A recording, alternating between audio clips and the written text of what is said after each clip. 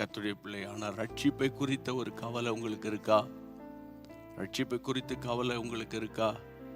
ரட்சிக்கப்பட்ட தாய் தகப்பனுக்கு தம் பிள்ளைகளை குறித்த ஒரு கவலை இருக்கும்.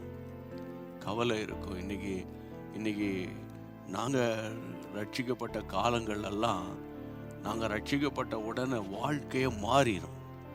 வாழ்க்கை மாறினா தான் அவங்க அடுத்தடுத்து ஊழியத்துக்குள்ளெல்லாம் வர முடியும். கண் இருந்தும் குருடராக இருக்கிற ஆட்கள், கடைசி காலத்தில் கிரியை செய்கிற பொல்லாத ஆவிகள்.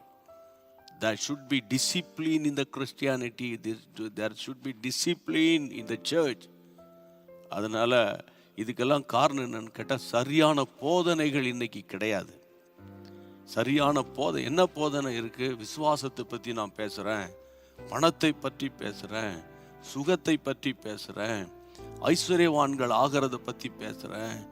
இதை பற்றியே தான் நம்ம பேசிகிட்டே இருக்கோமே தவிர, கேரக்டரை பற்றி பேசுறதுக்கு இன்னைக்கு ஆட்கள் குறைந்து போயிட்டாங்க.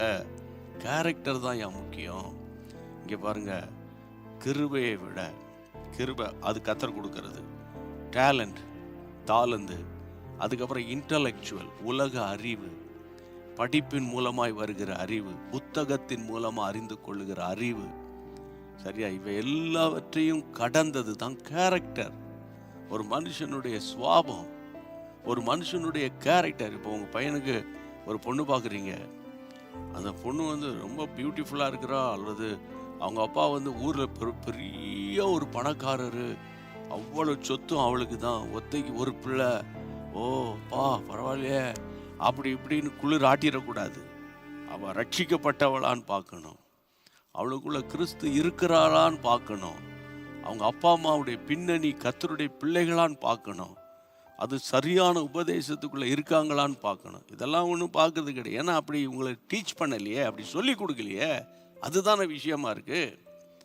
இதுக்கெல்லாம் காரணம் என்னன்னு கேட்டால், நம்ம ஆரம்பம் சரி கிடையாது, ஃபவுண்டேஷன் சரி கிடையாது.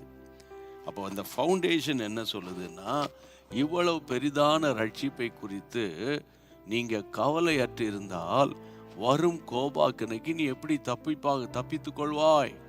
கர்த்தருடைய வருகையில் எப்படி காணப்படுவாய்?